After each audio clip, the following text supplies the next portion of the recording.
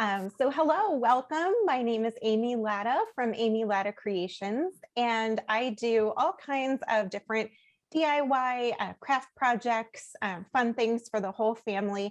But my specialty and my favorite artistic thing to Thank do you. is hand lettering.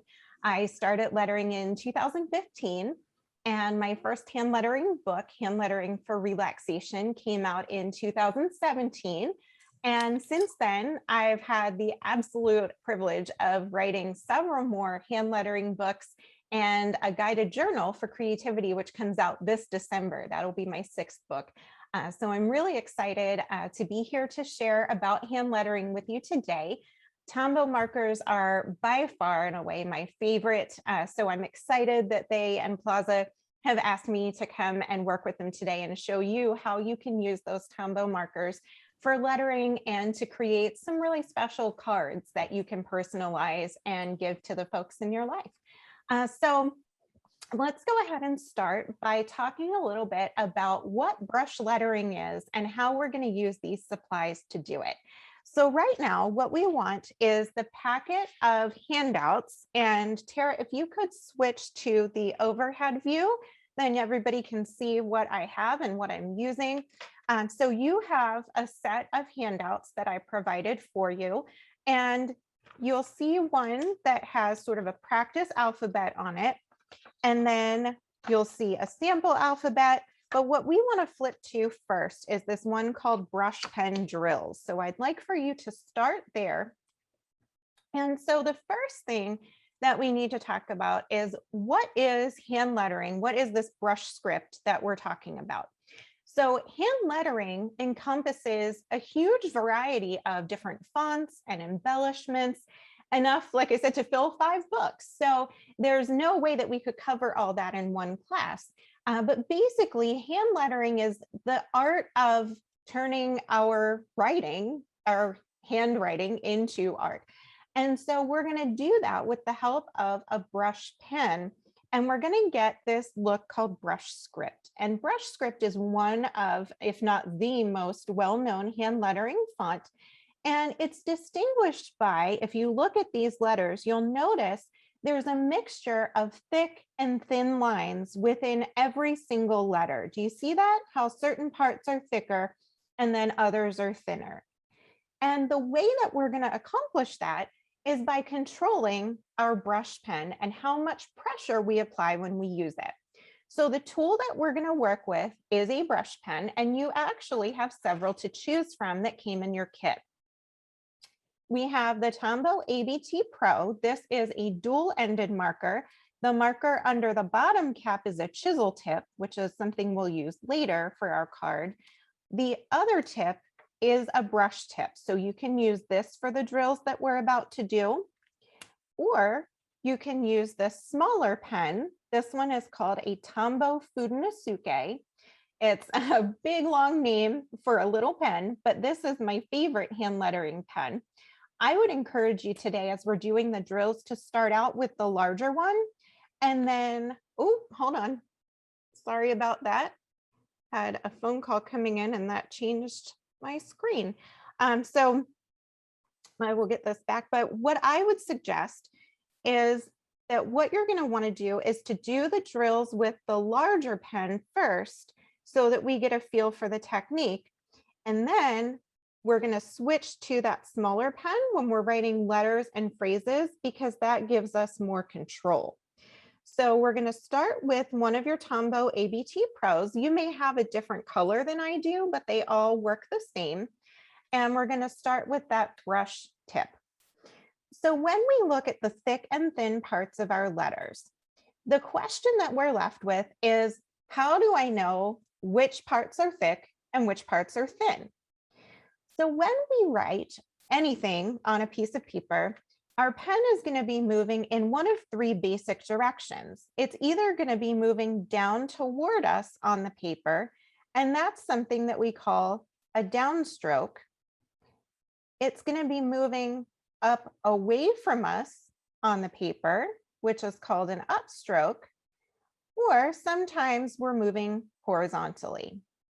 The rule that you want to keep in mind is that anytime you have a downstroke, This is going to be the thick line. Upstrokes and horizontal strokes stay thin. So anywhere we have a downstroke, it's thick. All of our other strokes stay thin. So how do we make that happen? To do this, when we make our downstrokes and we're pulling the pen toward us on the paper, we're going to apply a little bit of pressure.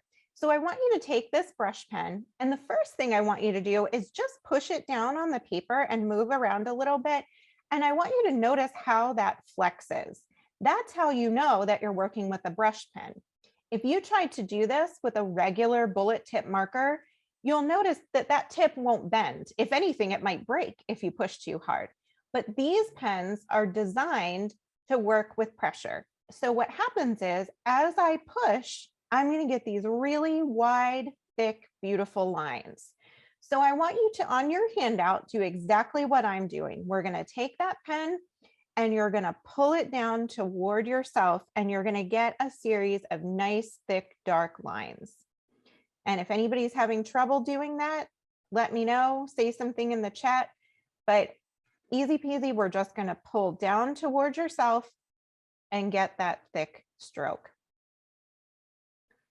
Then in contrast, when we move our pen in an upstroke, we're pushing up on the paper away from ourselves. This time, we're not going to apply any extra pressure. We're just going to let the pen sort of glide across the paper.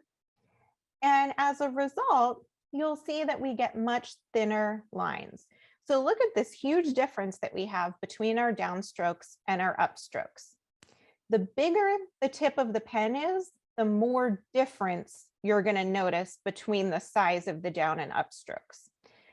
So once you've done a few, I'd encourage you to alternate. We're going to go down, up, and just do a little series of those alternating across your paper. So we're going to push and release, push, release, push, release. And you should have a nice series of down, up, thick, thin, thick, thin. So if that is working for you and it makes sense and you're doing good, I would love for you to toss a little thumbs up or a smiley face in the chat or anything, just to let me know that we've got it. We understand downstroke, upstroke. And let's see, we have a question here. Were we supposed to receive sample pens? My understanding was that you would have received a sample kit that had these Tombow pens in it. Depending on when you registered, it may not have arrived yet. I think they said last Friday was maybe the cutoff for having them in time. The upstroke, Laura says, is a bit uneven. Yes, that's going to happen at first because all of our hands have a little bit of natural shake to them. None of us have a totally steady hand. A free thing, oh, somebody says you had to order the free sample set. Maybe if you didn't fill that out. A quick tip for the upstrokes is the faster you move your pen, the straighter and less wiggly or shaky it'll be. The other thing is the smaller you do it, the less shaky it'll be, because the less time that your pen has to do that upstroke, the less time your hand has to misbehave, right? So faster and a little bit, oh, it says Tara is having some issues with Zoom. She's going to answer that question for you, but she's having some issues and trying to figure that out. Okay, so faster, smaller upstrokes are going to be a little bit steadier for you. I notice your thumb is over your top finger, just the way that I'm holding my pen, but you can do kind of any hold that you want as long as you're not pressing down on those upstrokes. So we're pressing and releasing, pressing and releasing. So I'm seeing some smiley faces, I'm seeing some got it. So once we've kind of practiced that, the next thing we want to do is we want to go into some of these shapes, these brush pen drills. And these are the things that brush lettering artists practice all the time as we're honing our craft. And these might feel kind of just like random shapes. And you might be thinking, I wanted to learn the alphabet. I wanted to learn to write, not to make these shapes. But the truth is, these shapes are actually the building blocks of our alphabet letters, which you'll see when we get to the next handout. So our first job is to master these basic shapes. And then we're going to put them together to create the letters of the alphabet. So the first shape that we're going to do, besides our down and up strokes, is something called an underturn, which looks just like a U. And to do this, we're basically doing a variation on what we were doing a second ago, which was the down and the up. What we're going to do is we're not going to pick up our pen at the bottom. So we're going to go down and then we're going to switch to up without lifting our pen. So we're going to press and release, press and release. And at first, this can feel really tricky. And at first, you might get a weird little spot down here at the bottom where you make the change. But what I always love to say is that practice makes progress. It's not going to be perfect, especially not at first, but the more you do it, this is going to get in your muscle memory, just like anything else that your body and your muscles know how to do. Just like riding a car, riding a bike, driving a car, riding a bike, those muscle memory things. Your hand is going to learn how to do that. It's going to learn where to press and where to release. And it's going to do that without you really taking the time to think about it. So we're going to push, and right as you're getting to the bottom, as soon as your pen starts to change direction, that's where you want to release. In fact, it's better to release sooner rather than later, because what happens is if you don't release soon enough, that thickness carries over and then you get funny little spots that we don't want. So we're just going to press, and then right here, we release as soon as we start to go across instead of down. Because remember, down strokes are the only thick part. So we press, and as soon as we're no longer moving down, we lighten up that pressure. Does that kind of make sense? Yes, I see some heads nodding. I can't see all of you, but okay. Tara is telling us in the chat that if you registered for the event and ordered your sample kit from plazaart.com, the sample kit should be on the way. So hopefully that answers that question for you. If you didn't get your kit in time, any brush pen that you have will work. You can even sort of do this technique with Crayola markers. They're a little bit flexible on the nib. They're not technically brush pens, and they're certainly not the quality of Tombow. And that's obviously what we want to talk about today, is how awesome these markers are. But you can, whatever you have on hand, if you have something that's a brush pen, you can hop in there and use that. I can't get it thin enough, then it gets uneven in the upstroke. And part of that, Laura, is just going to be practice. It's the first time that you're trying. If you're not seeing enough contrast between the down and up strokes, one thing that you can do is press a little bit harder to make your downstroke thicker. And the other thing is that you can go even lighter on your upstroke. And remember, smaller is going to be easier, and it's going to be a little less uneven. So we're just doing that press and then release, and we get a series of those U shapes. So the next shape that we're going to talk about is called an overturn, which is the opposite of an underturn. And what we're going to do here is we're going to be switching from an upstroke to a downstroke without picking up our pen. So this time we start by going up, and then once we get to the top, we're going to press. So we're light pressure, heavy pressure, light to heavy. And a lot of folks find this easier than the underturn. So we're just going up and then down. So the U, or the valley shape, for the underturn, the overturn gives us a mountain. Yes, Laura says it is easier, and you're absolutely right, up to down. So these markers that we're working with right now, these Tombow ABT Pros, these are actually alcohol-based markers, and so they are permanent on all kinds of surfaces. You can use these not just on paper, you can use them on metal, on plastic, on fabric. In fact, if you are so inclined, this nice cute little pouch that you got, you can color these in with your Tombow ABT Pros, because these guys are permanent. So this is actually sort of a game changer. All of us in the lettering community wanted to have a party when they released these, because up until this point, you couldn't really get a permanent brush pen. So you could do this with water-based markers like the Tombow dual brush pens, which are also great, but you couldn't do it off the page. one of my books, in fact, is Hand Lettering Off the Page, and it's all about taking your lettering off of paper and putting it on wooden wall signs and those other things, putting it on your shoes and on your denim jackets. And this allows us to do that with the ease of a brush pen. Before, I actually wrote the book before these came out, so I had to use paint markers and fabric markers and all these other supplies, and then Tombow put these out. I'm like, oh, seriously, we couldn't do that a couple months ago. But so they're really, really nice to have because the alcohol-based ink is permanent on all those different surfaces.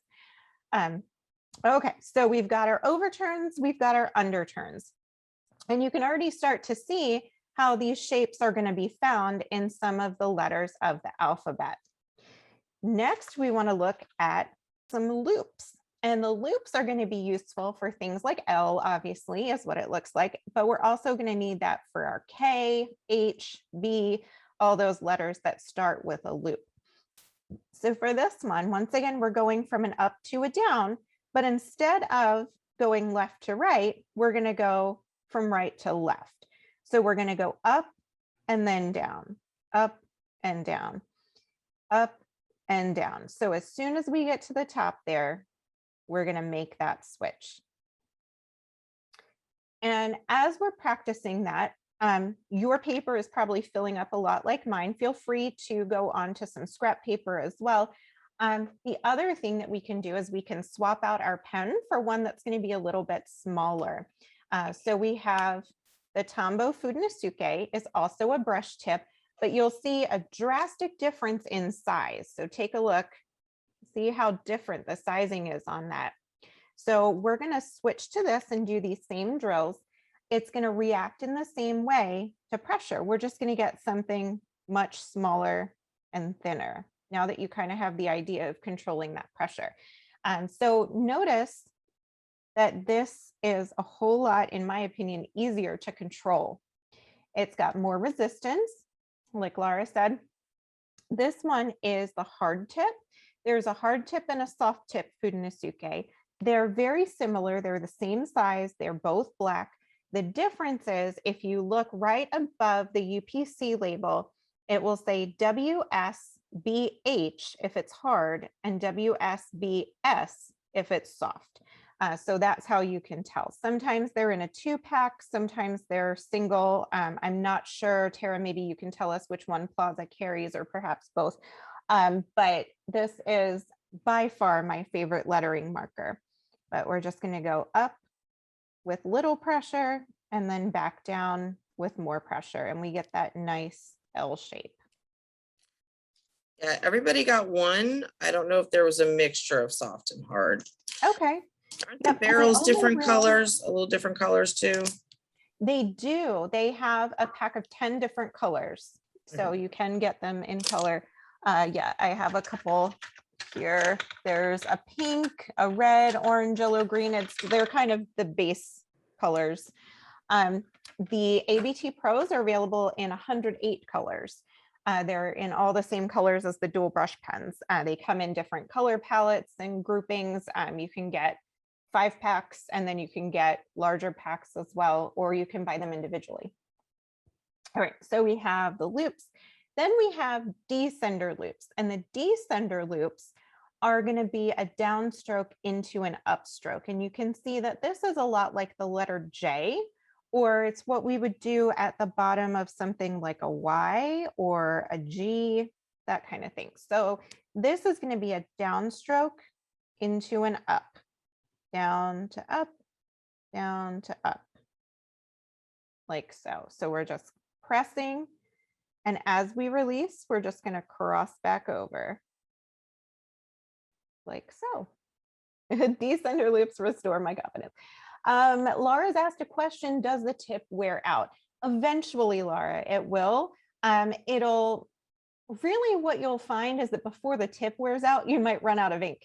I actually used the Fudenosuke pens and the dual brush pens when I was writing my first 5 books, and I was able to do all the artwork for an entire book before my Fudenosuke started to run out. So hopefully you'll have the same experience with that. They last a nice long time. They're also relatively inexpensive for such a useful little pen, which is helpful. All right, and then we have an oval. And of course, that's going to be our O, as well as for things like our A, our D, our B, anything that has that sort of circular or oval shape on it. So for this one, we're going to press down and then release. And it's actually a lot like the underturn, except that we're going to connect it at the top instead of leaving it open like a U. So we're going to do that oval like so. So if anybody wants to see any of these in particular again, or if you just want to tell me that you're doing great or that you're struggling with one, you can go ahead and drop that in the comments. It's helpful for me to see if you're following along or if there's anything that I can help you with. But these are the basic brush pen drill shapes. We have our down and up strokes, under and overturns, our ascender and descender loops, and our ovals. And like I said, these are things that you can practice over and over and over. When I was starting this back in 2015, I had a blank sketchbook and I absolutely filled the pages of that sketchbook from front to back with these shapes and basic letters, because the repetition and the practice is what makes it eventually come second nature to you. Don't let anyone ever tell you this is easy, because like anything else, it's an artistic skill and it's something where you have to put in the time to practice it. It's not something that you're going to pick up perfectly the second that you try it. It's something that you're going to repeat over and over, and then all of a sudden you're going to have a light bulb go off and you'll say, oh, now my hand kind of gets it. I know what I'm doing. So if you're willing to take the time to do a little bit of practice, you'll find that this is easier than you think. And here goes my thing again. All right, so the next thing that we're going to do is we are going to take a look at how to use these brush shapes. And yes, the blue does bleed through the paper, Laura, because it's like a permanent marker. Remember, it's alcohol ink. And so unfortunately for our paper, but fortunately for our other surfaces, this is going to go through simple paper because it is that permanent alcohol-based ink. Let's see, your pressure is equal on down and up strokes. Well, don't do that, Lauren. Press harder on the down strokes and release on the up strokes. A lot of times what I will find when people don't have enough contrast is that you're not pressing hard enough on the downstroke, because what happens is, I know my first reaction when I started doing this is that people get nervous that you're going to break the pen. You're afraid, oh, if I press too hard, I'm going to mess it up. I'm going to break it. But I promise you won't.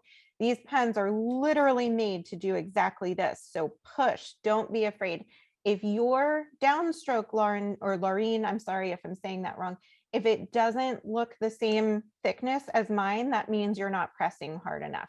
So push, push, push, and then really release, and you should see a distinctive difference. Judy says she had a harder time with the oval. Yes, you're going to want to start a little bit to the right and go around. Think about like how you would start the letter A if you were going to write that, and think about kind of coming around. So it really kind of starts a little bit as an upstroke before you get into the down. Yvonne says my ovals don't meet well at the top where the thick and thin meet. And again, that's just going to be a matter of practice. They're not going to look perfectly pretty today. And the good news is that what's going to happen is, as you're turning these into letters, you're going to cover that up a little bit sometimes with a stem or with a loop and those kinds of things. So it's not always going to have to exactly meet. So don't worry. And really, practice makes progress, and nobody is going to be looking at it with a microscope either. I think we're our own hardest critics for sure. Let's see, Cindy says, I found that the tip of the pen bent some and didn't unbend. Yes.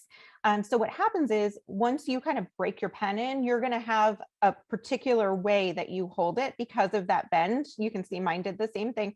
So if I go to use this pen again, I'm not going to hold it this way because my pen is already bent this way. So I'm just going to pay attention to how I broke it in and always turn it in the same direction, if that makes sense. So you'll be able to pick that up. You'll see it and feel it.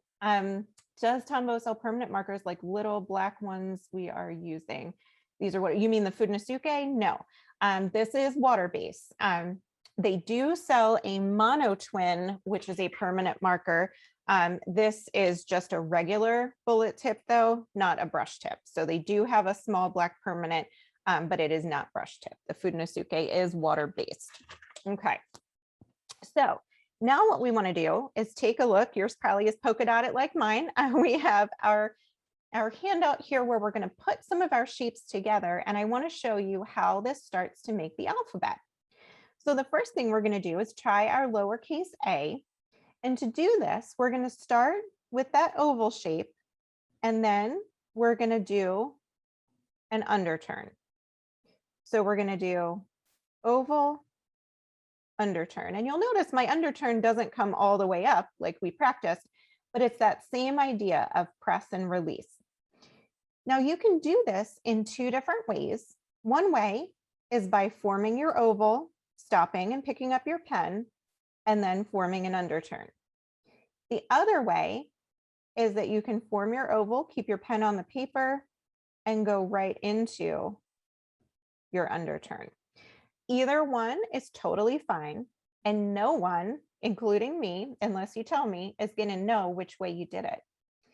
So you can choose to pick up your pen, or you can choose to keep your pen on the paper. And either way, you're going to get the same effect. You're going to get that contrast between thick and thin. You're still doing brush script, because you see brush script and brush lettering, hand lettering in general, breaks the rules of cursive. When we learn cursive, our teacher tells us never ever pick up your pen from the paper. And I get it, I understand why. But when we're lettering, we get to know the rules and then break them like artists. We have the freedom to pick up our pen anywhere that it's necessary to make our letters look the way that we want them to look. So it's totally up to you, but either way you want to do it, we're combining an oval and an underturn, and that gives us a lowercase a. So hopefully you've got some lowercase a's there on your paper. Then the next thing that we want to do is take a look at the letter N, and this is a lowercase n. You'll notice that when I talk about the shapes of my letters, I don't always form them like cursive letters. So when you learn cursive, you learn an N that kind of has two humps. Well, personally, I find that a little confusing sometimes, a little hard to read. So when I do my lettering, I do an N that looks a little more like a print N. You can form yours any way you want. If you like the bumpy N, make a bumpy N. But the key is where the downstroke is, that's where you're going to press. So you can have bumps, just push when you go down and release when you go up. What I do is a downstroke followed by an overturn into an under. So I go down, up, down, up. And that gives me this little N that sort of has a straight stick on one side. And I find that easier to read. Totally up to you how you want to form your letter. But we can even connect our A and our N and make a word. And then we have An. So we're just going down, down, and then up on the end. And I always end with that little upstroke because in lettering, we're connecting because it is a script font, even if it's not cursive per se. So we're always wanting to be able to connect to the next letter. All right. I see that we want a bumper sticker for breaking the rules like an artist. I should totally design that. That would be amazing. All right. So we've got. It really is like the most amazing. Yeah. Send me one. You know, sometimes you just need to give yourself that freedom to say, I'm an artist. I get the rule. I'm just not going to follow it. Right. And for me, one of the hardest things, you'll notice that my script is almost always exclusively lowercase. And part of that is because, frankly, it's easier. Part of it is because I like it aesthetically. I was an English teacher for several years in the public school system. I have a degree in English.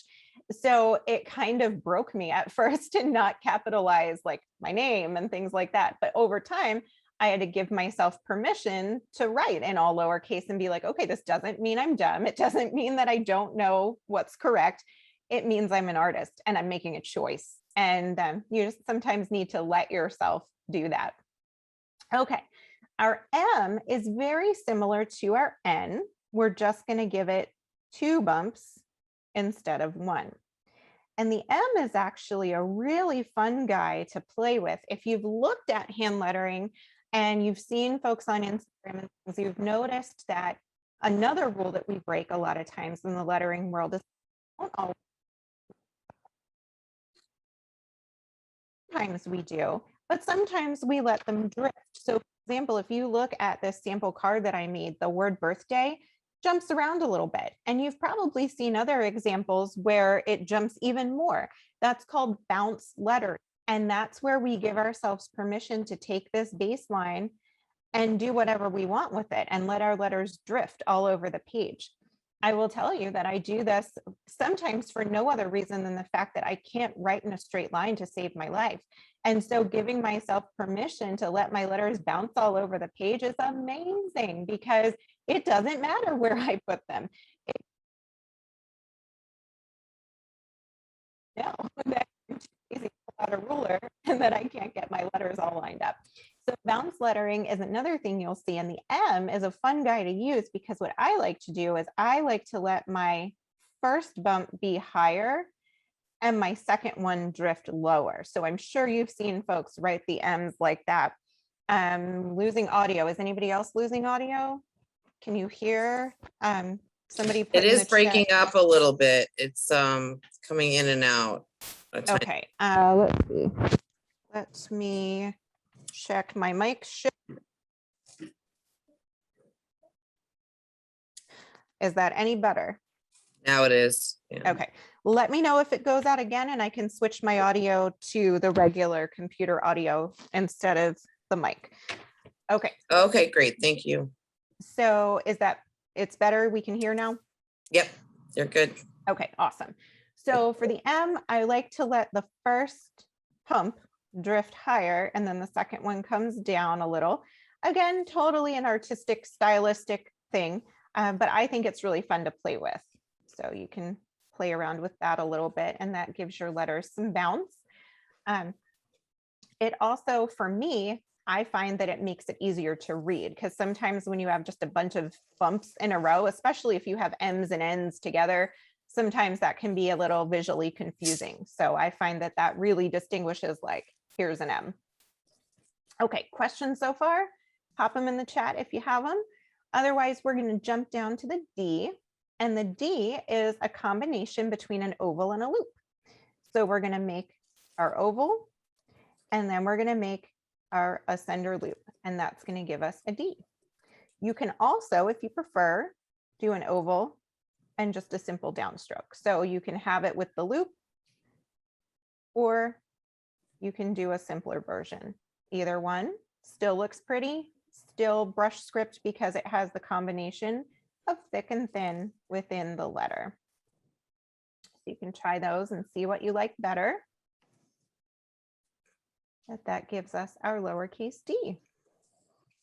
You could try a few of those. And once again, just like we did in our other letters, you can do the first shape, pick up your pen and add the second shape, or you can keep your pen on the paper the whole time. All right, then we're going to move. What about left-handed artists? Okay, so good question. I am going to type something in the chat here. And Dawn Nicole Designs. Dawn Nicole is a lettering artist who is a lefty. So she has some tips for left-handed folks. I can't speak to that on a personal level because if I tried to write with my left hand, it would look worse than a 2-year-old.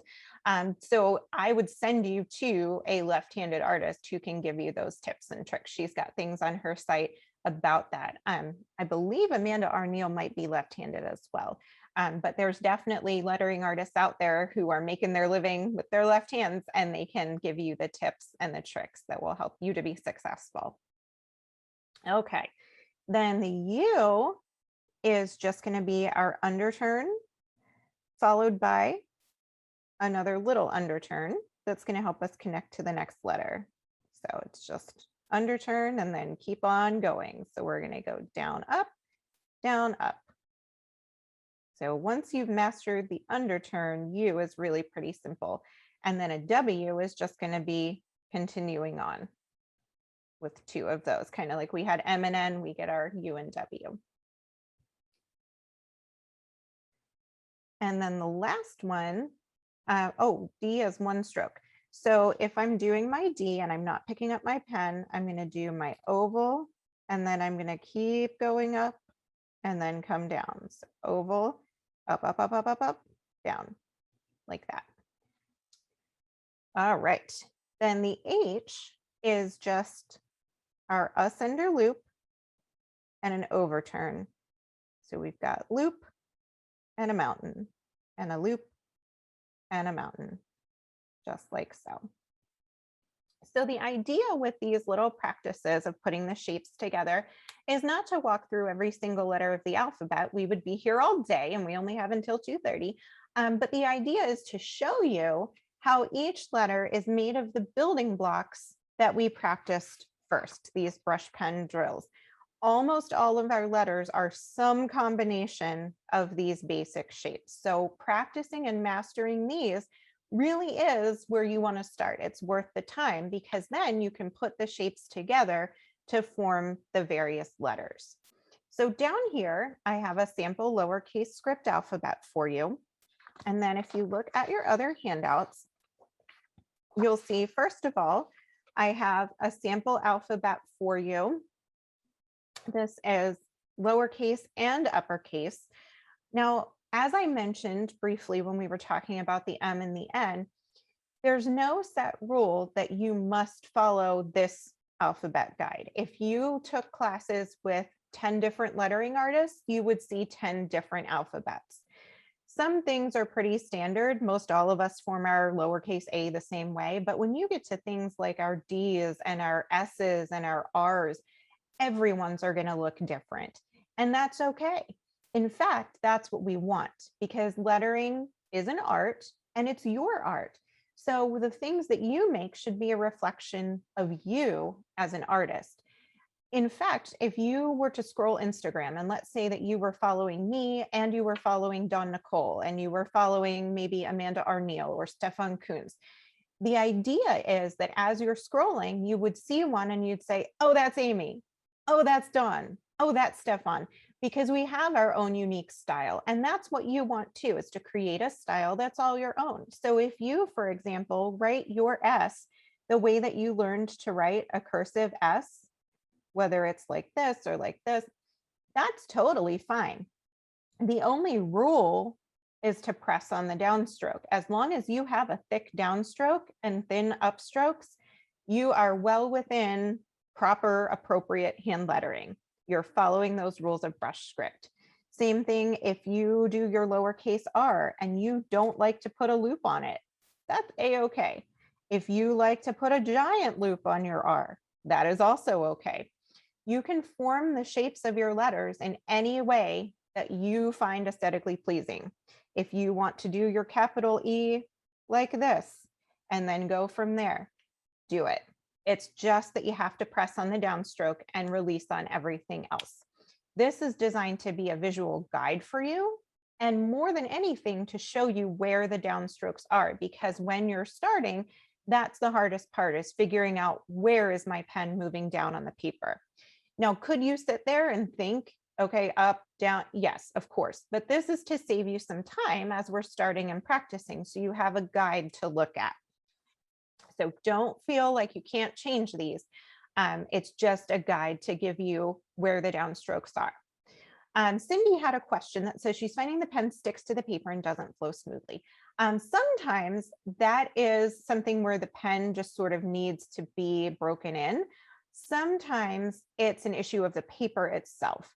The smoother the paper is, the less trouble that you'll have with that. So I like to use a really smooth, like a laser printer paper if I'm using copy paper, or a very smooth sketch paper, like a medium weight, say 75-pound, very, very smooth, or hot press watercolor paper, Bristol board, that kind of thing. So the paper that you're using itself can actually make a big difference. So if you're using just regular paper out of your printer, that's the worst. And it's also hard on your markers. So I would always recommend the smoothest paper that you possibly can. Can you fill in the thick part? Laura, I'm not sure exactly what you mean by fill in. do you mean like, can you go back over it? Of course you can, if that's the question. I'm not sure. Sometimes like if I'm doing faux calligraphy, I might go back in and do something like this and then add color. If that's what you're asking, sometimes I do that. But when I'm doing actual brush script, the thick part is the thick part. Make it thicker. Oh yeah. If you have a spot where you go back and you're like, oh, that's not right, absolutely you can go back in and fix it or make it thicker if you want more contrast. Yes. Okay. So this sheet right here is designed to give you practice going through the letters of the alphabet. So I have a sample for you in black, and then the gray part is designed for you to trace over. And the Fudenosuke pen is just about the perfect size to trace that with. So if you want to take a minute to kind of go over those shapes, then that's going to give you an idea of forming each of the different letters. So you're just going to, anywhere that there's a thicker line, that's where you should be pushing. Anywhere there's a thinner line, you want to relieve that pressure. And again, this is just a practice sheet for you. No one's going to look at it. Nobody's judging. We're just practicing these shapes and giving our hand a chance to give it a try. On my website at amylattacreations.com, and Tara, maybe if you would be a darling and type amylattacreations.com in the chat, that would be the best thing that you could do. Yes, ma'am. That would help me so much, because for all of these friends, I have a ton of free practice pages. There's this printable, as well as I have printables for literally every single letter of the alphabet, where you get pages of just A's, pages of nothing but B, and so on throughout the entire alphabet. A few years ago, I went through and I just took the whole month of February and said, we're going to do this.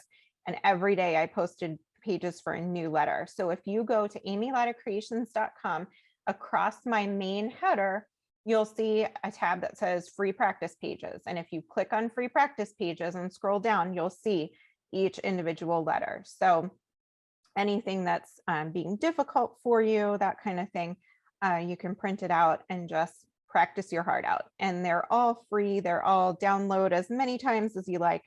I have been having some issues lately with Google Drive. They did a security update, and now a lot of my older links, they are set to share, but they don't want to share. So if for some reason you try to access one and you can't, just do the little thing where you request access and I will get you access immediately, so that you can download it. I don't know why they had to do that update. It's super driving me crazy, and it's taken me like 2 weeks and I still haven't fixed all the links. So I keep thinking I have them all and then I don't. So if you run into trouble, just give me a holler and I will make sure that you can get to them. But tons of free practice resources for you that you can print out that are just like this. So we're just going through, we're practicing the alphabet. And the next thing that I want you to do, and you can do this if you have scrap paper or on the back of one of your papers, is I just want you to choose a simple word that you might want to write on your card and give it a practice. I suggest joy because it's only 3 letters. And so you can very easily just kind of down here at the bottom practice. We're going to do J-O-Y. Or if you want to do smile, or if you want to do someone's name, happy birthday might feel a little ambitious right now. I'm not saying you can't try, go for it if you want to challenge yourself. This one I did love you. So if you wanted to do love, but anything that you might want to write on your card, you can give it a little try right here. And remember, just like we were talking about with that great question, is that, you know, Laura asked if we could go back and fix. You absolutely can go back and fix. So don't stress out like, oh, well, if I do it on the card and it's not perfect, everything, you know, life is over, because I promise it's not. You can go back in, you can fix it, you can thicken things. And the other thing to remember too, is that you always want to give yourself grace when we're making any kind of art project. We're making it by hand and with love. And so the person who receives it is going to be so blown away by your kindness and your creativity that they're not going to be like, oh my gosh, you missed a downstroke. Promise you, they're not going to do that. So give yourself some grace. let yourself play, because whoever you give these cards to is just going to be like, this is amazing. I love it. All right, so as you're practicing your letters and your little words there, if you have a word that you would like me to write so that you can see what it looks like, or so that you can watch me write it, if you pop that in the chat, I would be happy to write that for you. If anybody wants to show us anything that you're writing, you can hold it up and Tara can maybe spotlight it, or we can all just kind of look. But if you have something that you would like to see, just toss those in there. Right, Sigali, is that, I'm assuming that's probably a last name. So I would do a big S, I, G, A, L, I was doing gallery view to see. E. There we go. And if you need to pick up your pen in between letters, do it. You can, every single stroke you can pick up, you can do it any way that you need to, if it's easier for you to form each letter individually. V is just going to be a downstroke and an upstroke. I like to put a little loop on the end of mine, but that's totally up to you.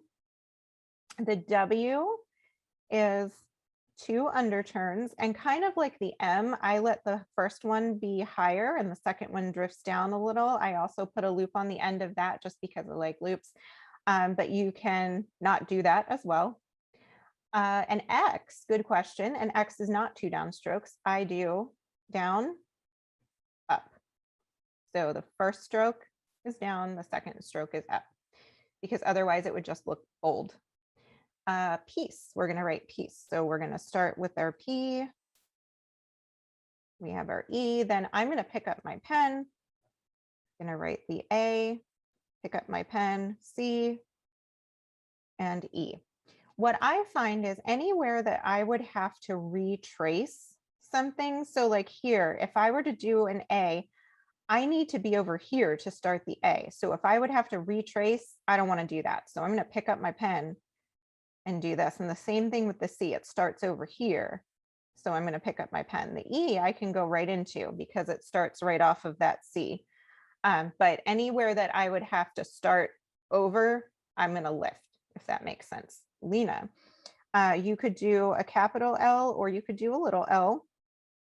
Then you're just going to do 2 E's. I'm going to do my N and lift and my A. All right. So I think that goes for all the special requests.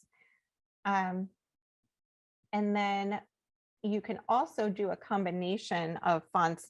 You can see like I did love you, but I did love in brush script and then I did you in print. So you can certainly, if you have a longer phrase that you want to write, you can do some of it in a different font as well, like I did with happy birthday. So options, we have options, people. All right. Any other requests or questions? Okay, so that is your quick overview of brush script lettering done with brush technique. There are other ways to do that. You can do faux calligraphy, which I briefly mentioned when I talked about coloring things in. You can do that and sort of artificially thicken your downstrokes, but this is the actual technique, which is sort of the goal, is that we learn that brush script technique. And the ABT Pro markers allow us to do it on all kinds of surfaces, which is super awesome. And one of the reasons they're my fave. So right now we're going to take a little brain break. We're going to put our lettering aside and we're going to make some rainbows. So I want you to pull out one of your cards. And I'm not sure how many you guys got in your kit. I got a bunch to play with. We're going to take one of these cards. And I want to show you how we're going to use our Tombow ABT Pros to create one of these fun monochromatic boho rainbows. So I actually have a bunch of the ABT Pros, a bunch of different colors. So I'm not sure if you guys got different colors or the same ones, but what you're going to do is you're just going to use darker and lighter shades of the same color to create one of these fun rainbows. And we're going to be using, I like to use the chisel tip end, or you can also use the brush tip end, or a little bit of both. So the first thing that I'm going to do is I am going to use the chisel tip of my dark blue. And I'm just going to make a big arch in the center of my paper. And I'm going to go up, and then I'm actually going to stop and turn my paper so that I can come down. And once again, if you find that it's not as thick or as even as you want it to be, you can certainly come back in and make a correction there, but we're just getting a big arch. Doesn't have to be perfect. In fact, these are boho, so the less perfect they are, the better. And you'll notice that they are not going through this paper, which is nice, this nice cardstock. Then I'm going to take my lighter color, and I'm going to use the brush end this time. And I'm going to do an arch underneath. And if I had a lighter color, which I do, but I know you guys don't, I would continue with maybe some other different shades, but I'm going to work with exactly what you have so that we can create kind of the same thing. So then I'm going to use my chisel tip again, and you can turn your paper or turn your marker. And we're just going to go through and we're going to make a series of these little stripes. And I like to vary how thin and thick mine are. So this time I'm going to use the chisel tip, but just one corner of it. So I'm going to get a thin little line there instead of a thick one. And you can do as many stripes as you want. You can do whatever thickness you want. I want this one to be kind of in the middle. So I'm just going to go back over parts of it a little bit. And I think I want my second stripe to be a little bit thicker. So I'm going to go back and I'm kind of going to do a second swipe with my brush tip, make that a little bit thicker. But the idea is we just have this series of stripes, and you'll notice that they're not touching each other. A lot of times when we do like a traditional rainbow, we have everything touching, but for the boho rainbow, we leave that white space, and that gives us some space to play with and do some really fun artistic effects. So then the next thing I'm don't bother gonna do, nobody. Just keep your eyes. I'm going to take a black All All right, I will be, I'll and be I'm gonna back go soon. ahead and add Take a some. nap, whatever you're doing. So one thing I might do, you can see here at the bottom, is I outlined. So I'm just going to take my Fudenosuke, and I'm going to come in and I'm Ouch. going to outline like that. So you can outline any of the layers that you want. Then another thing that I like to do sometimes is I'll do like a series of X's or a series of dots. So I'm going to come in and I'm actually going to go like on the inside of this lighter one, the second one that I did, and I'm going to do a series of X's. So you can do this with the Fudenosuke like I'm doing, or you can do this with a monoline pen. Tombow also has a line of monoline drawing pens. You could use anything that has a small tip. And we're just going to add some detail. And again, don't worry about your X's being perfectly spaced or all the same size. You can see that mine are not. And it just sort of adds to the overall handmade effect. Then I'm going to do, let's do, I like to sometimes do this little bumpy effect. It kind of looks like lace to me. So I'm going to go around this top one with some little bumps. And you can do this on any of the layers that you want, or you can do any other embellishments that you like. You'll see on these other examples, some of the things that I have as well. Here's where I have the bumps. This one, I'm not sure how well you can see on this purple. I have lines going in opposite directions. I have the same thing here. So I'm going to come in and I'm going to do that on this blue layer, where I'm just going to do some lines, kind of like confetti, if you think about it, but they're going to be little short diagonal lines just going down and up.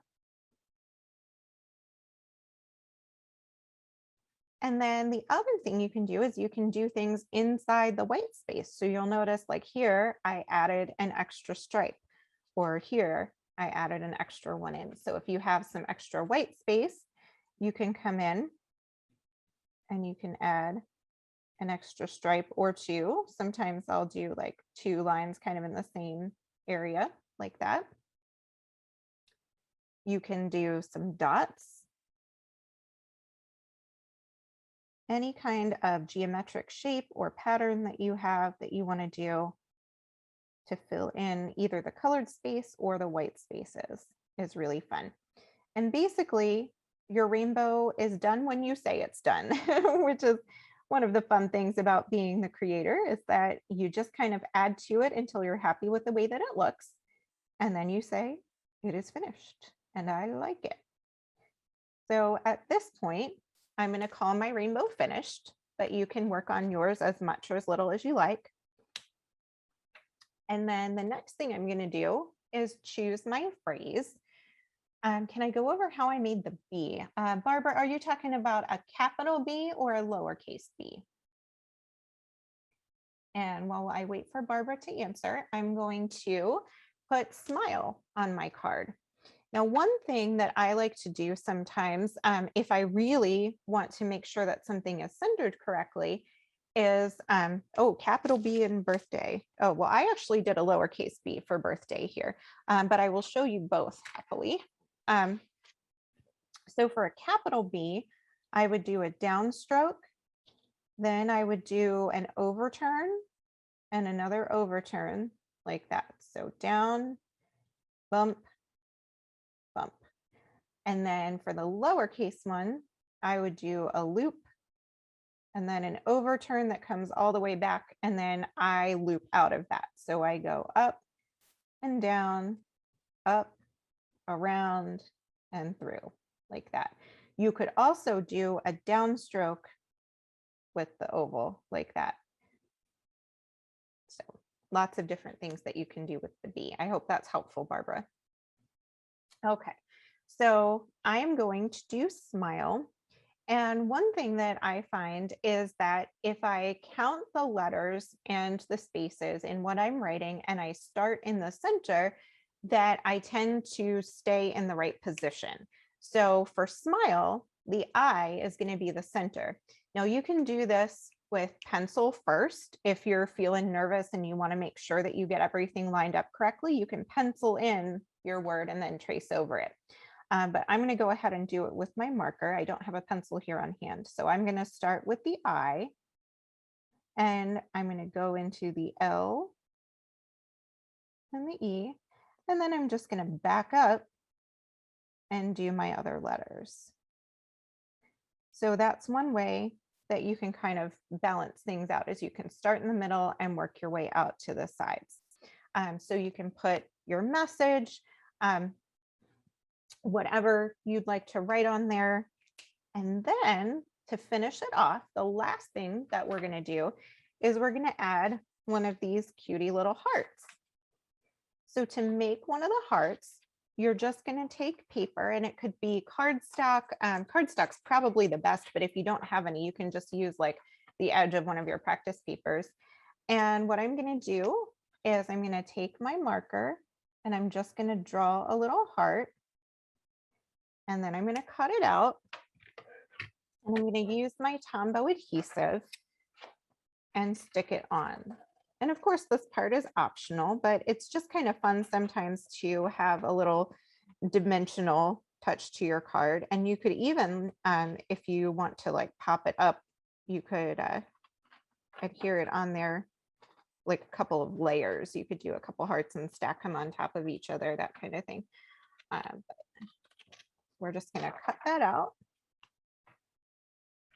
And then I'm going to decide where I want to put it on my card. Put a little bit of adhesive and then stick. And you can do that as many times as you want. Christina wants to know if there's any cute ways to do an exclamation point. Oh, excuse me. I get the hiccups at least once a day and I have no idea why. I'm drinking nothing but water, promise. So let's see. Exclamation point. We can do just a simple line with a dot. We can also do something that's a little more like triangle with the dot. I think that's a little bit cuter, but you can do either way. But an exclamation point is a downstroke. And then the other thing I do is I purposely kind of make a circle and color it in, because the one downside about the brush pens is that because of the way that their nib is, like, they don't make a dot, they kind of make a square. So if you want something that's round, you have to draw it and color it in. Can I show smile again? I sure can. So the S, I do my S a lot more like a print S, but you could also do the cursive one if you like. Then we're going to do our M. I is just a downstroke. L is a loop. And then we have our E. And there I'm going to do my little dot, like so. And that's the basic idea for how we're going to make our card. So I'm going to do another rainbow to kind of walk you through the steps. And I'm going to pull out some of my other colored ABT Pros just to give you a different sample to look at. But whatever colors you have, you can certainly work with those. I'm going to pull some pinks. And these are just really, really nice markers because, like I said, they work on so many surfaces and they're very user friendly. So I'm going to start here with a nice dark pink. And these cards are actually a really nice big size.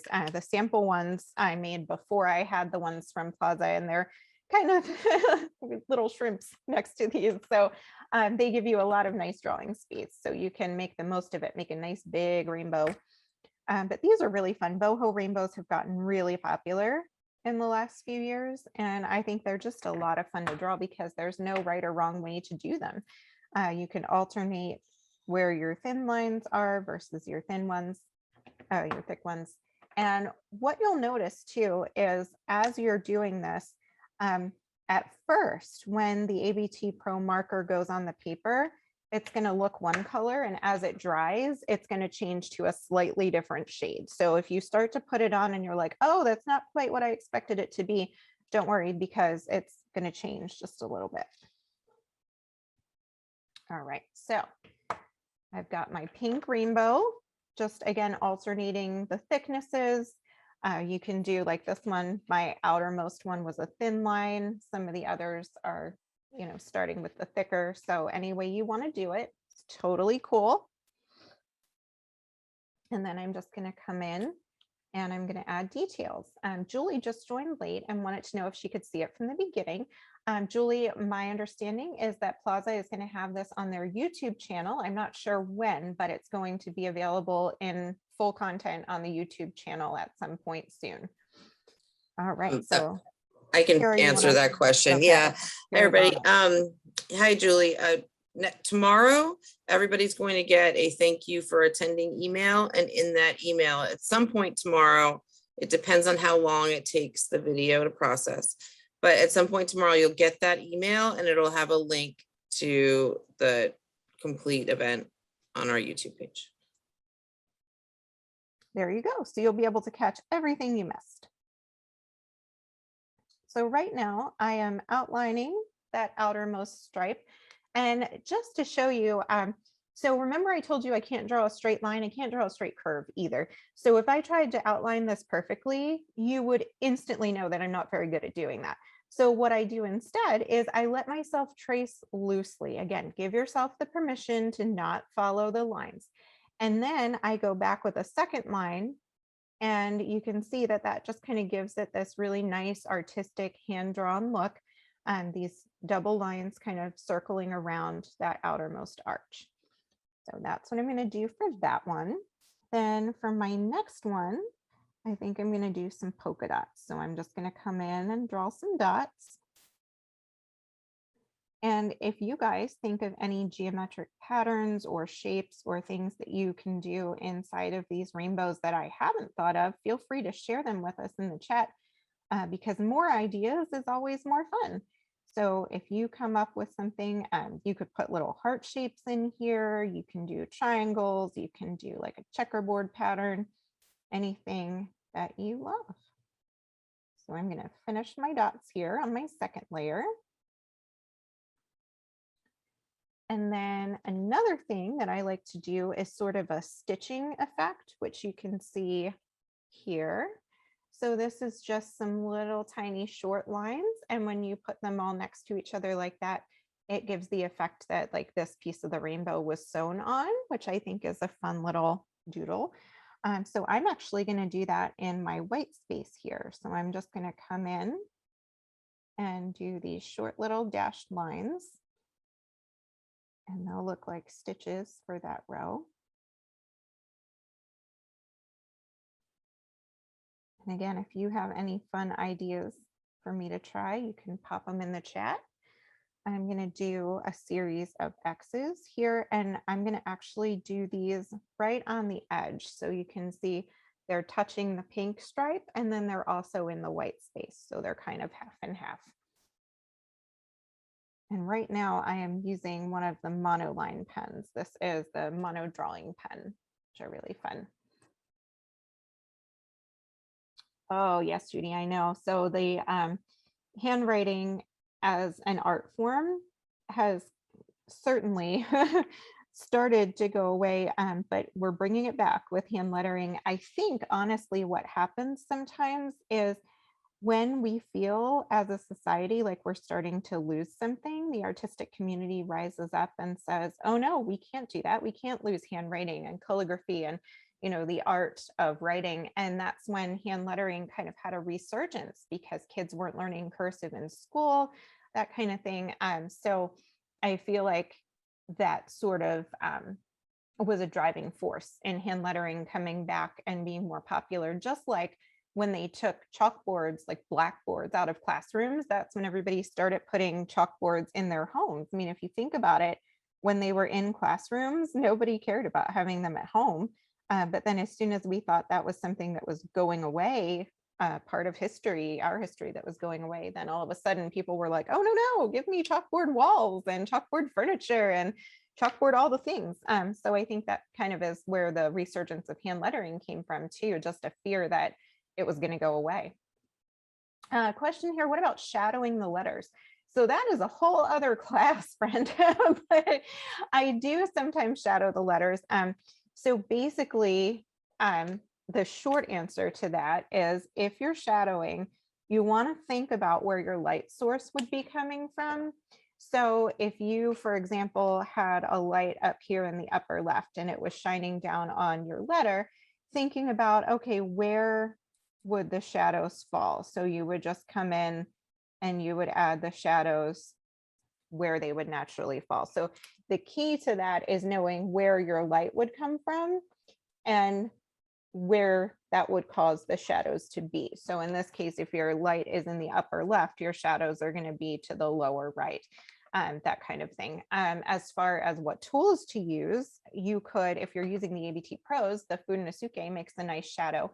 They also have a Fudenosuke that is a combination black-gray, and the gray is nice for that. And the gray is also in the Fudenosuke colors kit. We mentioned at the beginning that they come in 10 different colors, and that you can't buy them individually, you just get the 10 pack, but it's included. That's one of the ones that's in the 10 pack is the gray. So I like the gray one for shadowing as well. So I hope that kind of answers that question for you. So let's see, I'm gonna do, what should I write on this one? Somebody, what were some of the ones you would want to see? Peace, I think. Peace was one of them. So I'm gonna write peace. And this time I'm actually gonna use one of my larger markers to write it because we can letter with the Fudenosuke. We can also letter with the sky. So I'm gonna take this one and I'm gonna write peace. Now, if you have a long word, it's probably not going to fit with the big guy, but peace was short enough. So I'm going to letter that. And then what you can do, in addition to just shadowing, you can take your monoline marker and you can go and trace around the outside edges of your letters, which is going to give them dimension and really make them pop. And that's another fun technique that you can do. So someone just asked in the chat about some of the other lettering artists that I mentioned. So one thing, one person that you can look up is Dawn Nicole Designs. I'll put this in the chat. You can also look up Amanda Arneal, and you can look up, if you go to Tombow's Instagram, you'll see they have takeovers by a lot of their design team, and a lot of the design team is really good. You can also look up Stefan Kuntz. He does some really, really cool lettering, and it's just neat to see a man doing it as well, because we always think of lettering artists as being traditionally female, but that's not necessarily the case. There's another guy, Vic London, I think, who does some very, very cool lettering, and they do stuff on like cars and guitars and suitcases and those off the page surfaces, which is fun to see. But if you search hand lettering on Instagram, you will get so many hits, and on Pinterest as well. How to use the little blue ruler thing. Good question. I don't think I have mine right here at the table, but one thing you can use it for is obviously as a ruler. So what you can do, oh, you can't see what I typed. Hold on. I think I had that set as a direct message. So let me do that again. And hopefully you can see that. So what was I talking about? Ruler. So one thing you can do is, if you wanted to make sure, for example, that you wrote this word straight, you can take that ruler, you can line it up with the side of your card, you can draw with your pencil, and that'll give you a line to write on. It also gives you that little window, and that's designed for like if you're addressing an envelope or something like that, you can sort of write inside of that, or you can trace the box, and that will give you top and bottom guidelines. So those are some things that you can do with the ruler. Kind of a nice little bonus that you get with the Fudenosuke. So right now I'm just outlining, going around the outside edges of where I did my lettering.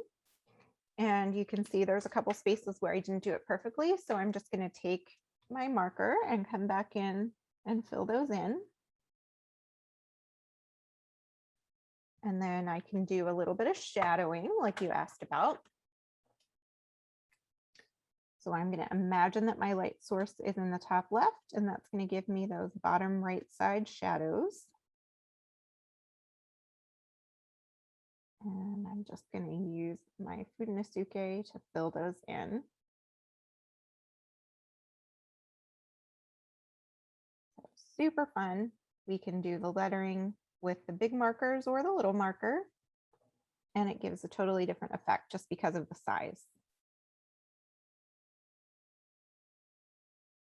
All right, and if you have any questions, anything else you want to see, continue popping those in the chat so that I can touch on them.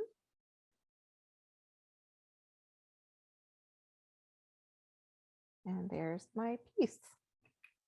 You can also come back in and you can add some detail lines, highlight lines, anything you want to give your letters some dimension, like so. And I'll hold that up for you. Amy, Mm-hmm. I'm having trouble with the chat. My question was, could you elaborate on the faux calligraphy? Oh, sure. And- Yeah, I didn't see that come through, but yes, I sure can. I'm doing something wrong. Okay, so it could be that you have it set to direct message like I did. Oh, So, okay. Okay. faux calligraphy is basically what I call the fake it till you make it way to do this brush script. So what you do is you use a non-brush pen. So we're not going to use these tools, although you could use the chisel tip, but any marker that you have. I'm going to do an A here. And so what you do is you write your letter, and then you come back, and we're still concerned about where's the downstroke, where's the upstroke, and anywhere that there's a downstroke, you're just going to draw a second line like so. And then you can go back in and you color it in. So we're still making the downstrokes thick and everything else thin. It's a different way to do it. It's an extra step. Our pen isn't doing it for us, so we're going to go back in and do it ourselves. So the fun thing about this is that you can make the distinction between those lines whatever size you want. So you can have a lot of contrast or a little contrast, and you can color them in. So if I have my A and I do faux calligraphy, then I can take one of my ABT pros and I can come back in, and instead of everything being black, Oh, I yeah. can have a colored letter. Okay. So Could you, I need some calligraphy done, and what would be the best way to find a person? that is a good question. Honestly, you'd probably want to try to find somebody that's local to you, I would think. The other thing I would suggest is if you have Instagram, going on there and just, you know, if you see somebody whose work you really like, you could send a direct message and ask them if they do it. Some do, some don't. Like, I don't typically do calligraphy work. My thing is as a teacher, so I'm always teaching people how to do it for Yeah, themselves. sure. But there are definitely artists out there who do take on commission jobs. So I would just kind of, you could put something out. If you have like a neighborhood Facebook group or something, you could ask, is there anybody local who does this? And you can also, if you have particular artists that you like and that you see on Instagram or Facebook, you could always send them a private message about that. You know, I think you're in Maryland, Montgomery County. I wonder if there's like a calligraphers guild, or if you've heard of something like that. That I don't know. I'm a Maryland girl too, and I'm not aware of anything like that. But that's not to say there isn't one. Okay, thanks. All right. So the last thing for this one would just be to do my heart. So I would draw my heart, cut that out, and then use my adhesive to put that on. And so that gives us our happy cards. So basically making these cards is really, really easy with just these few basic supplies that you have. You've got the Tombow ABT Pro markers, which just a reminder, if anybody popped in late or missed it the first time, these are alcohol-based inks, so they are permanent and they are available to use on surfaces other than paper. The adhesive that I used is a Tombow permanent adhesive. It just comes in this little runner. I like that better than glue because it's not messy. And so I can just do this, it's sticky, and then I stick my thing to it and it stays on there. The adhesive was not in the kit, but this is something that is available at your local Plaza art store. At least I think it is, right, Tara? Amy, can you tell us the best paper to use again? Sure. So for paper, if you're using a copy type paper like this, if you want something thin just to practice on, laser paper. So like for laser printers, I think it's just the Hewlett Packard laser paper. The other things that you're gonna want, oh, look, it looks like there's a Washington Calligraphers Guild has a website. That's cool. Okay. Okay, great, thank you. Yeah. And then for if you're looking for a sketchbook, I'm going to say that you want like 65 and up pound paper, like a medium weight sketch paper. And what really matters is how smooth the paper is. That's what you're looking for, is something smooth. The medium weight is going to keep it from bleeding through. Like we had trouble with it bleeding through here, but not here because this is a heavier weight. It's more of a cardstock. But you're looking for medium weight. And then what I do is I refuse to buy sketchbooks online. I'm the weirdo that goes into my local Plaza Arts and I open up the sketchbook and I feel the paper. So I'm just standing there in the aisle like, oh, this is nice. But the smoother it is, the better, because if it's not smooth, it's going to catch the fibers of the brush pen, and it's going to be detrimental to your pen as well as to your finished effect. So this is for sketch paper. For finished products like this, you can use like regular cardstock. What I really like is I like Bristol board. And that is just a type of, a lot like cardstock, but it's designed for multimedia. So it just plays nicely with our markers and gives you a really nice effect. And the other thing that I sometimes use, if I'm going to be using any other kinds of effects like watercolor or whatever, I like hot press watercolor paper. And the hot press is super important. When you think of watercolor paper, traditional watercolor paper is actually cold press. They never tell you that, but they just, that's sort of the mainstream thing, is the cold press. But when you think about watercolor paper, you think about that texture that it has and how it's rough. And, you know, that's what they want for watercolor, but we don't want that for lettering. But hot press feels like cardstock and Bristol board. It's very smooth to the touch, but it has all the other attributes of watercolor paper. So those are some things that you can look for paper wise. Let me just throw something in there. Yes, ma'am. Is that if you're looking for Bristol, it comes in vellum and smooth. It's two surfaces that are pretty much standard throughout any type of Bristol that's made. And like Amy said, you would want the smooth, not the vellum, Yes. because the vellum has the texture, the smooth is better for lettering.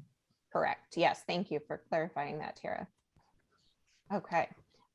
Do we have any other questions? We are at about 5 minutes of 2:30. So, and my dog is saying hello. Apparently we're getting an Amazon delivery. So hello, Pumpkin.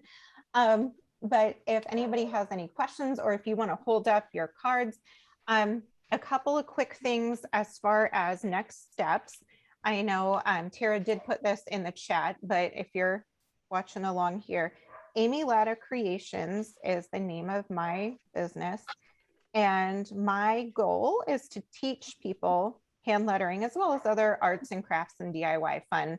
I have lots of fall projects right now, but amylattacreations.com is my website. I do have a heavy emphasis on the hand lettering, but there's other stuff there too. And one place that you can go once you get there is free practice pages. And so free practice pages will take you to choices that you have for, like I said, every single letter of the alphabet. You can find things about the faux calligraphy. You can find things about the brush strokes, all different kinds of things. So check out those free practice pages. I also have 5 books that are available about hand lettering. The first one is called Hand Lettering for Relaxation. And it is, this one is the bestseller, 100,000 copies sold. It looks like this. And it is sort of a walkthrough of the faux calligraphy, of the brush script, and then also lots of other embellishments and fun things you can do. And like I said, I drew this whole thing with the Tombow markers. So you can do everything in here with the markers that you have. I also have, if you're into Bible journaling, I have hand lettering for faith. I have hand lettering for laughter, one for kids. And then the most recent one, the hand lettering off the page, which is designed to do those projects that are not on paper, the things we can use our ABT Pros for, like wall signs, coffee mugs, flower pots, coasters, tote bags, denim jackets, all kinds of fun stuff and home decor. So you can find these books on Amazon. You can, if you go to my website, across the top, there's a section that says My Books, and you can find information about each of the books and links to buy them. But Amazon and basically anywhere that books are sold, you can grab those, but they have lots of information as well. And I have a brand new one coming out. It's called Practice Makes Progress, and you'll see info about this on my site. This one, instead of being all about lettering, it is a guided journal for creatives. And so it's coming out December 7th. It's a perfect Christmas present. You can ask somebody for it or give it to the folks on your list. But it's all about exploring and expressing your creativity in the ways that you like best. So each prompt is going to ask you to do different things. Sometimes it's to write something or to draw something, maybe to letter something, but it can also be that you go sew something or embroider it or woodwork or create a song, write a poem, do a dance, anything that works for you to express your creativity. And I'm sure Plaza would love to sell you the supplies to do those fun projects as well. So that is something out that's coming out for me that's very exciting, and you can pre-order that now. There's links on my website for pre-ordering that. But yeah, so take advantage of those resources, all the free practice pages. I also have a YouTube channel where I have some videos, instructional videos and things as well, if you want more hand lettering instruction.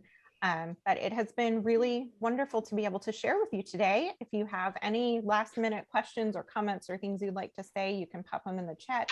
But I really hope that you learned. Yes, Tara. Okay, I'm sorry. It's just that this was asked a couple of times, so I want to make sure that Jan doesn't get left out. She is inquiring about the N00 blender and how that works to blend. Oh, I didn't see that either. They must be going directly to you, Tara. Okay. So the blender pen basically allows you to blend colors but it doesn't work with these guys. These guys you blend on their own, like you can blend these together. The N00 is for use with the Tombow dual brush pens, which you do not have today. This is a water-based pen. And so they look a lot like the pens that we're using today, but they have a black barrel instead of the gray barrel. So this one is permanent. These are water-based. So you can do some really cool water effects with them. But the idea is if you're doing something with these guys, that you could use the clear blender pen and you can blend those colors together. And obviously it would look neater and better than that if you were actually doing it in a piece of art. But it's to help you take those water-based markers and blend the colors together. And then this pen, you just run it until it's clear and it's self-cleaning. So I hope that answers that question, but it doesn't work with the ABT Pro markers that we were talking about today, because those are alcohol-based, not water. So adding the wet of the blender pen is going to do nothing for these ABT Pros. Any other questions that we're seeing, Tara? Thanks, Amy. I think that was it. Just a lot of thank yous. Class is great. Someone had asked if a complete list of the recommended items be emailed. What we're going to do is tomorrow, we're going to be sending a follow-up thank you email to all of you who attended today, which will include the link to the video. It'll include a short survey. If you can fill out that survey, we would really appreciate it. And then we have suggested products or linked products at the bottom of the email. So those are included there. And then if anybody wants to tag, put your beautiful cards up on. So before we show them here, I hope everybody will show us so we can take a peek. But to tag Amy Lotta Creations as well as Create with Plaza Art. Is that a hashtag, Tara, or? Yep, that your sorry, name? I put the wrong one. Is that a hashtag or is that your? It's a hashtag, yep. Okay. There we go. I got it right that time. Oops, sorry. Just to someone. Oh, see, it's so easy just to DM somebody without Yeah. that you're not talking to the whole group. All right, there's that. And then you've got Amy's stuff.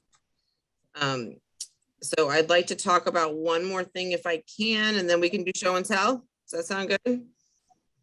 All right, so just wanted to bring everybody's attention to the email that was sent out this morning for our next event. Really quick, create autumn inspired collage art in the style of Henri Matisse with Flash vinyl paint. This one's going to be a lot of fun. Structural 3D, you get to play with Flash, which is a really unique medium and a lot of fun to play with. So thank you for giving me that moment. All right, is everybody ready? Let's see what you got. I'm putting my gallery view on so I can see everybody's work. Oh, beautiful. Oh, that looks so pretty. I see Judy's. I don't know how to do the gallery. Hold on. Oh, Anne, that's so pretty. I love it. Oh, I love them. Love it. Oh, look at them all. Kim, and oh, you guys, Christina, Janice, I see them. Oh, I love them so much. You guys did such a great job. So much. Artists break the rules, Megan. Yes, they do. All right. I love those. They turned out so beautiful. And if you guys, like Tara said, if you share them on social media, please tag me because I love to reshare them. And I just love to have those just in my own portfolio as, the things that you guys made from the class. So I would absolutely love to see them up close and personal. That's great. All right, I think if there aren't any final questions, we'll wrap it up today. But you guys have been a blast. We really appreciate you being here. And Amy, this was amazing. You really are a really great instructor, and we cannot wait to work with you again. Thank you so much. It was my pleasure to be here today and to share with you. This is my passion, so thank you for indulging me. Great. I know everybody learned quite a lot. I did, for sure. right. Good. I'm so Have glad a to great hear. day, and we will see you next time. Take care. Sounds wonderful. Take care, guys. Bye. Bye.